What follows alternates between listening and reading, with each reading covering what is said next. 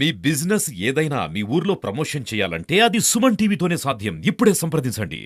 Welcome to Suman TV Kothagudem. నేను మీ రాజ్.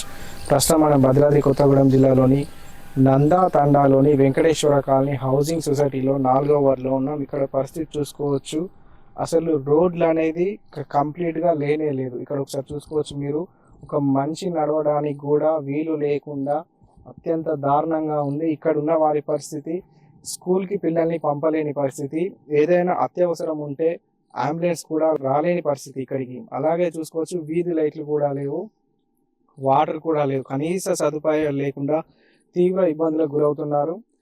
విషసర్పాలు ముఖ్యంగా రాత్రి సమయాల్లో వెళ్ళాలంటే, ఏదైనా అత్యవసరం ఉండి నడకదారిన వెళ్ళాలంటే విషసర్పాలతో కూడా తీవ్ర ఇబ్బంది ఎదుర్కొంటున్నారు.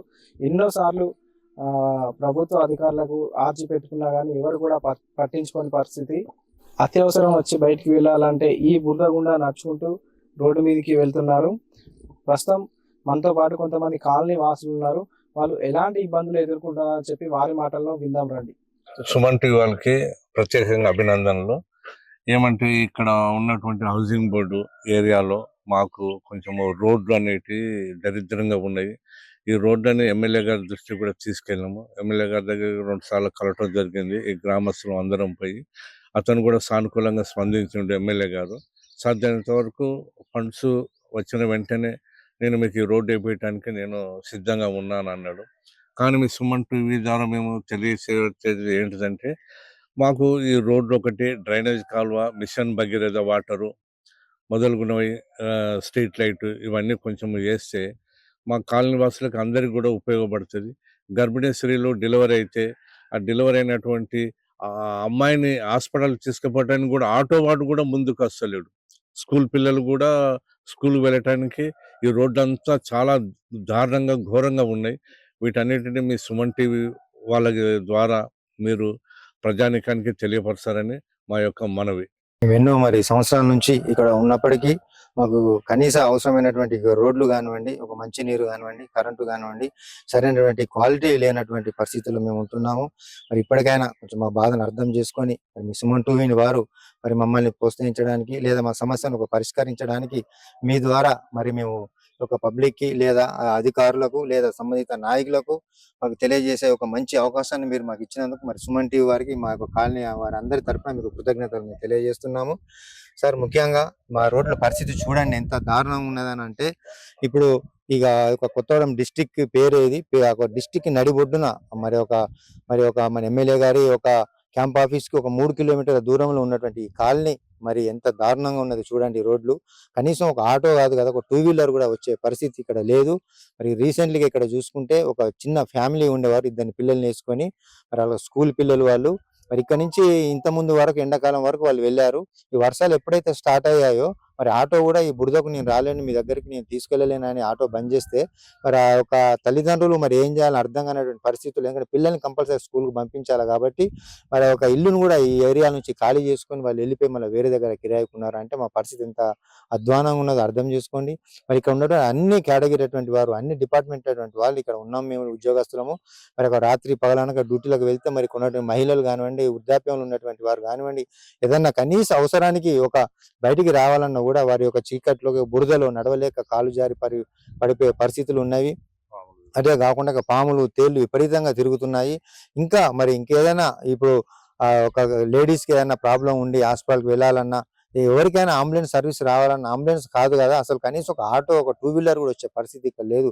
కనీసం మా యొక్క కాలనీని అర్థం చేసుకోనండి, మా మీద దయ ఉంచండి. దయచేసి మీరు ఒక్కసారి కావాలంటే అధికారులు కానివ్వండి, నాయకులు కానివ్వండి, ఒక పర్యటించండి. మాకు ఎంత గడ్డు పరిస్థితులలో ఉన్నామో, ఒక ఇంత మంచి మన తెలంగాణలో ఉన్నప్పటికీ మా కాలనీ మాత్రం ఒక రోడ్లు లేనటువంటి పరిస్థితిలో ఉన్నది. దయచేసి మీ అందరికీ మరొకసారి చేతులు మొక్కి మీకు దండం పెట్టి వేడుకుంటున్నాము. సార్, అధికారులందరికీ కానివ్వండి, ఒకసారి మా పరిస్థితిని అర్థం చేసుకొని మాకు ఒక రోడ్లు కనీసం ఒక మెయిన్ రోడ్స్ ఉన్నాయి, ఇంటర్నల్ రోడ్స్ ఉన్నాయి, ఒక కాలువలు కానివ్వండి, మిషన్ భగీరథ కానివ్వండి మాకు వేయించగలరని కోరుతున్నాము. ఈ 2 సమస్యలపై ఒకసారి 2 సార్లు స్థానిక ఎమ్మెల్యే గారిని కూడా కలిసాము. సార్ కూడా మాకు ఎంతో సన్నిహితంగా ఉంటూ సానుకూలంగా స్పందించి మీకు సాధ్యమైనంత త్వరలో మీకు దీన్ని చేయడానికి నేను ప్రయత్నం చేస్తాను, నిధులు లేవు, నిధులు వచ్చిన తర్వాత మీకు వేస్తానని చెప్పారు సార్ కూడా. దానికి తోడు మిషన్ భగీరథ ఒక ఆ ఇన్ఛార్జ్ కూడా దీన్ని సర్వే చేశారు. మరి అది కూడా ఇంతవరకు అది ఎటువంటి ఇది లేదు, కనీసం తాగునీరు లేదు.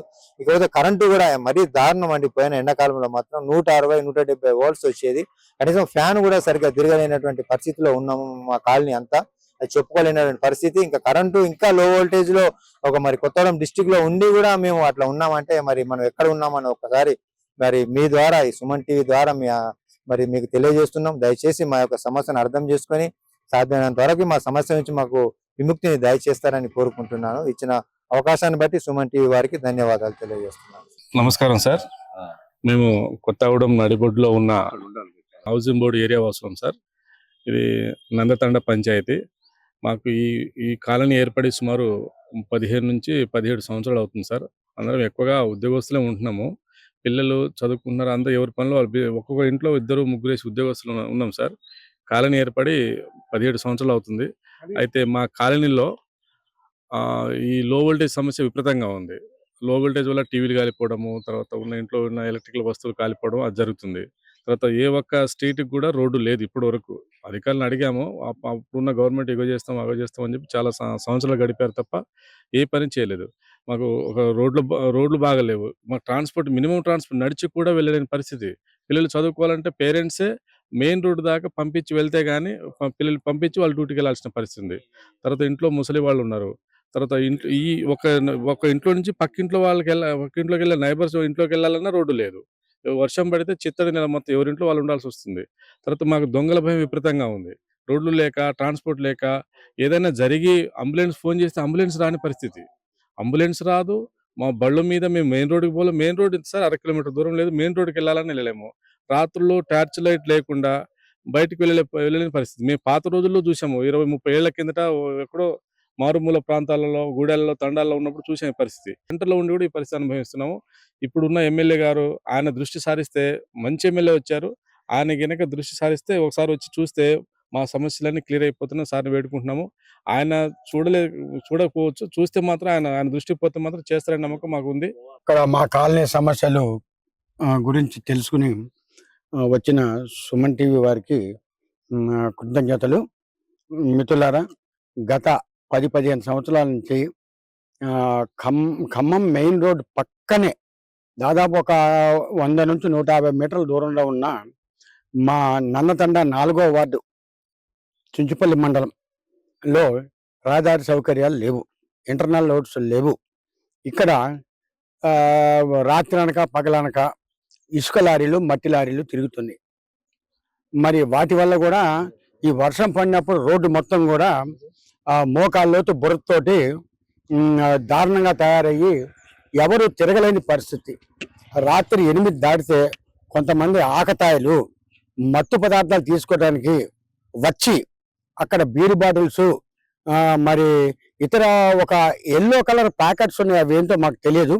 అవి మత్తు పదార్థాలా లేకపోతే అది ఏంటో మాకు తెలియదు. ఇటువంటి అరాచక శక్తులు కూడా ఇక్కడే ఉన్నాయి, ఇక్కడ సంచరిస్తున్నాయి. అందరి ఇళ్లల్లో కూడా అక్కడక్కడ దొంగలు పడుతున్నారు. మరి మేము 4 రోజుల క్రితం ప్రవీణ్ కుమార్ గారు చుంచుపల్లి ఎస్ఐ గారికి చెప్పడం జరిగింది. గస్తీ ఏర్పాటు చేయండి సార్, మాకు ఇబ్బందికరంగా ఉంటుంది 8-8:30 దాటితే అని చెప్పి నేనే స్వయంగా చెప్పాను.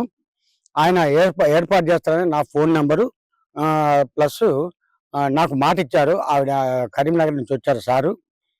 నాకు సైబర్ క్రైమ్ జరగటం వల్ల అక్కడికి వెళ్ళినప్పుడు సార్ అనుకోకుండా కలిశారు. మేము చెప్పాము ఏర్పాటు చేస్తున్నారు. కాబట్టి ఇక్కడ వృద్ధులకు కానీ పిల్లలకు కానీ ఇక్కడ కనీసం అంబులెన్స్ రావడానికి కానీ ఆటో రావడానికి కనీసం గట్టి వర్షం పడితే మరి సైకిల్ కూడా పోలేని పరిస్థితి ఉంది. ఇటువంటి పరిస్థితుల్లో మాకు ఇక్కడ పర్యటించడానికి గ్రామ పంచాయతీ స్పెషల్ అధికారులు కానీ సెక్రటరీ గారు కానీ ఏమీ లేదు. మిషన్ భగీరథ లైన్ వేసి 2 సంవత్సరాలు అయింది. మా దగ్గర ట్రాన్స్ఫార్మర్ ఒకటి ఉంది. ఆ ట్రాన్స్ఫార్మర్ దగ్గర మెయిన్ లైన్ వేశారు. ఇంతవరకు కనెక్షన్ ఇవ్వలేదు. ఇది మరి మా ప్రాంత ఎమ్మెల్యే గారైనా కోనమనేని సాంబశివరావు గారి దృష్టికి కూడా మేము తీసుకెళ్తాం జరిగింది. ఆయన కూడా మిషన్ భగీరథకి ₹1 కోటి మేము కేటాయించామని మాతో చెప్పడం జరిగింది. కాబట్టి ఇక నుంచైనా అధికారులు స్పందించి మాకు నీరు, రోడ్లు, తరువాత కరెంటు, మెయిన్గా వీధి దీపాలు పట్టించుకుని వారాన్ని అవుతుంది. దాదాపు 40-50 లైట్లు పోయినాయి. చెప్తుంటే వారం నుంచి చెప్తుంటే కూడా పంచాయతీ అతను ఇంకా లైట్లు రాలేదు, మేము వచ్చాక లైట్లు వేస్తామంటున్నారు. ఇళ్లలో పాములు భయంకరంగా సంచరిస్తున్నాయి. మరి ఆకతాయిలు కూడా ఇలాగ మత్తు పదార్థాలు అంటే బీర్ బాటిల్స్ మాత్రం కనపడుతున్నాయి మిత్రమా. పసుపచ్చని ప్యాకెట్లు, పాలిథిన్ కవర్స్లో ప్యాకెట్లు, అవి ఏంటో మాకు తెలియదు. ఒక రూమ్లో మేము చూడటం జరిగింది. ఆ దృష్టిని అధికారుల దృష్టికి తీసుకొస్తున్నాం, పోలీసు వారి దృష్టికి. కాబట్టి మాకు చిన్నపిల్లలు ఉన్నారు, ఇక్కడ వయసు వచ్చిన ఆడపిల్లలు ఉన్నారు, పెద్దవారు ఉన్నారు. ఇంకా ఏ విధమైన అఘాయిత్యాలు జరగకుండా పోలీసు వారు మాకు నైట్ పెట్రోలింగ్ నిర్వహించి ఈ ఆకతాయిల్ని కట్టుదిట్టం చేసి చర్యలు తీసుకోవాల్సిందిగా మేము కోరుతున్నాం.